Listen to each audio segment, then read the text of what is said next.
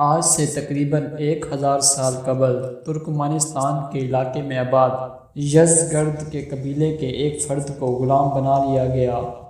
پھر اس غلام کو central Asia کی اس وقت کی سب سے بڑی سلطنت سمانیہ کے ایک گورنر الپتگین نے خرید لیا۔ اس غلام کا نام سبکتگین تھا، وہی سبکتگین جس کا بیٹا سلطان محمود غزنوی بنا۔ یہ اس وقت کی عظیم ریاست کے غلام اور اس کا بیٹا اتنے عظیم سلطان کیسے بن گئے؟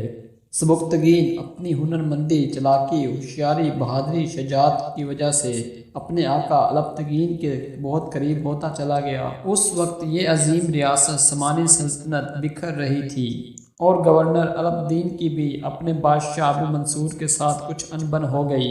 اسی وجہ سے الپتگین نے بغاوت کر کے افغانستان کے علاقے غزنی میں اپنی حکومت قائم کر لی۔ الپتگین کی اس بغاوت کا سب سے زیادہ فائدہ اس کے غلام سبکتگین کو پہنچا۔ الپتگین نے سبکتگین کو ترقی دے کر اپنی فوج کا جنرل مقرر کر دیا اور اس کو باہر کے علاقے فتح کرنے کے لیے بھیج دیا۔ سبکتگین نے اس وقت ہمارے آج کے موجودہ پنجاب پر اور اس کے آس پاس کے کئی علاقوں پر حملے کیے۔ ان علاقوں کی حکومت اس وقت راجہ جے پال کے ہاتھ میں تھی۔ سبکتگین نے ان حملوں کے دوران کئی ہزار لوگ قتل کیے اور ہزاروں لوگ غلام بنا کر غزنی بھیج دیے۔ دوستو، اس ویڈیو کو آگے بڑھانے سے پہلے آپ سے گزارش ہے کہ اگر آپ نے ابھی تک ہمارے یوٹیوب چینل فریڈم کو سبسکرائب نہیں کیا تو ہمارے یوٹیوب چینل کو سبسکرائب کریں اور بیل آئیکن کو دبا دیں تاکہ ہماری آنے والی ہر ویڈیو آپ تک بآسانی پہنچ سکے۔ اس وقت غزنی حکومت میں افراتفری پھیل گئی اور سب پریشان ہوئے کہ اب اس حکومت کو کون چلائے گا۔ اس حکومت کو چلانے کے لیے ایک نہایت ہی بہادر اور ہنرمند فرد کی ضرورت تھی۔ اس وقت سبکتگین فوج کا کمانڈر بھی تھا اور الپتگین کا داماد بھی تھا، تو اس سے بہتر کوئی شخص نظر نہیں آ رہا تھا۔ چنانچہ تمام درباریوں نے یہ متفقہ فیصلہ کیا کہ الپتگین کو ہی حکومت سونپی جائے اور اس کو تخت پر بٹھا دیا گیا۔ اس طرح یہ ایک غلام بادشاہ کے تخت پر جا بیٹھا اور پھر اس نے اس چھوٹی سی غزنی سلطنت کو سمانی سلطنت کے ماتحت کر دیا اور سمانی سلطنت کے بادشاہ نے اس کو غزنی سلطنت کا گورنر مقرر کر دیا۔ اس وقت سبکتگین کا بیٹا قاسم محمود، جس کو تاریخ نے محمود غزنوی کے نام سے جانا، وہ صرف 6 برس کا تھا۔ سبکتگین نے اپنے بیٹے کی پرورش اور تعلیم و تربیت اور ہنرمندی پر خاص توجہ رکھی۔ سبکتگین نے اس وقت اپنے بیٹے محمود غزنوی کو ایک بڑا سلطان بنانے کا خواب دیکھ لیا تھا اور وہ اپنے اسی خواب کی تعمیر میں اپنی تمام تر توجہ اپنے بیٹے پر دے رہا تھا۔ سبکتگین نے تقریباً 20 سال تک غزنی پر حکومت کی۔ وہ ایک بہت ہی بہادر اور عقل مند حکمران تھا۔ اس نے بہت سی جنگیں لڑی اور بہت سے دشمنوں کو خاک میں ملایا اور بہت سے دشمنوں کو شکست سے دوچار کیا۔ سبکتگین کے دشمن اس کا نام سن کر ہی کانپ جاتے تھے۔ سبکتگین ایک بہت ہی عقل مند جنگجو بھی تھا اور اس نے بہت سی جنگوں کی شکست کو اپنی فتح میں تبدیل کیا۔ جب سبکتگین نے ہندوستان پر حملہ کیا تو اس کا سامنا راجہ جے پال سے ہوا اور یہ جنگ لغمان کے علاقے میں واقع ہوئی۔ یہ ایک بہت ہی سرد علاقہ تھا۔ اس جنگ میں سبکتگین اور اس کا بیٹا محمود غزنوی بہت ہی بہادری اور شجاعت سے لڑے اور راجہ جے پال کی فوج نے بھی بہت ہمت اور بہادری کا مظاہرہ کیا، مگر اسی جنگ میں راجہ جے پال کی فوج کے ساتھ ایک بہت بڑا مسئلہ تھا۔ اس کے زیادہ تر سپاہی پنجاب سے تعلق رکھتے تھے اور وہ اتنی سخت سردی کے عادی نہ تھے۔ یہاں پر جب سبکتگین نے یہ محسوس کیا تو اس نے اس کمزوری کا فائدہ اٹھاتے ہوئے اپنی عقل مندی کا مظاہرہ کیا۔ راجہ جے پال کی فوج کے پڑاؤ کے قریب پانی کا ایک چشمہ تھا۔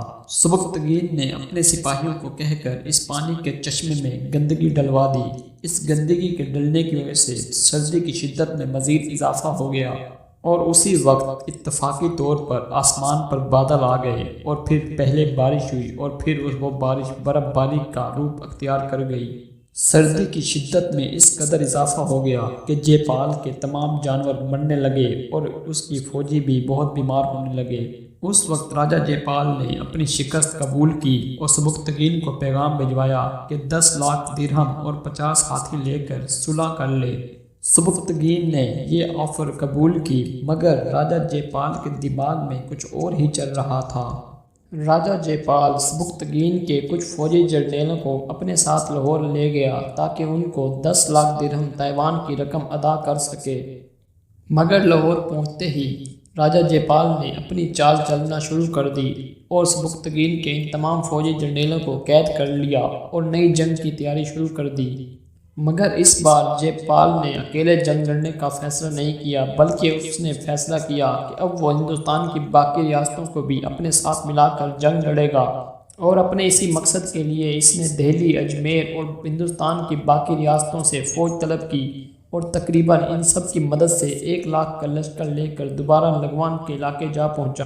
جب سبکتگین کو اس سب بات کا علم ہوا تو وہ بھی ایک بڑا لشکر لے کر لگوان کے علاقے جا پہنچا اور اس نے ایک بڑی چوٹی پر کھڑے ہو کر راجہ جیپال کی فوج کا جائزہ لیا۔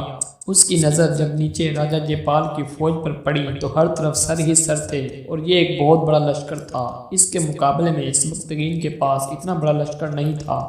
اس وقت سبکتگین کے دماغ میں ایک جنگی چال آئی، کیونکہ وہ جانتا تھا کہ اگر وہ براہ راست راجہ جیپال کی فوج سے جنگ کرے گا تو یقیناً وہ ہار جائے گا۔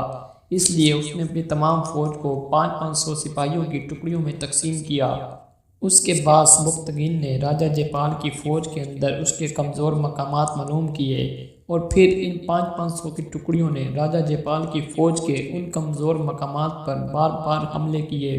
راجہ جیپال کی فوج یہ حملے برداشت نہ کر سکی اور اس طرح سبکتگین کی یہ جنگی چال کامیاب ہوئی اور راجہ جیپال کو اور اس کی فوج کو عبرتناک شکست ہوئی۔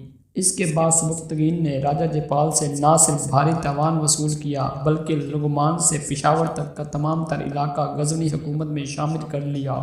سبکتگین نے غزنی حکومت کو افغانستان کے علاقے بلخ تک بڑھا دیا تھا اور اسی شہر بلخ میں سبکتگین کا انتقال ہوا اور اس کو وہیں پر دفن کیا گیا۔